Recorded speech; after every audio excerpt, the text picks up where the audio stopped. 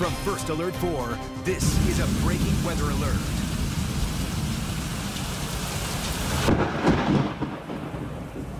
Loud and roaring through St. Louis right now. Some are on the rebound from being just pummeled by severe storms this evening. And those storms led to this breaking news out of Washington, Missouri tonight. An Amtrak train now derailed with dozens of passengers on board. The Missouri River Runner train was going from St. Louis to Kansas City. Amtrak sent us an alert saying a downed tree on the tracks caused the derailment. And this video that you're seeing here shows a firefighter checking on all the passengers.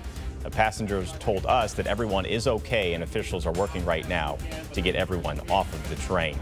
Also out of Washington, Missouri this evening, a viewer sent us this flooding video just a couple of hours ago. We know there are also trees down in Eureka and Wildwood.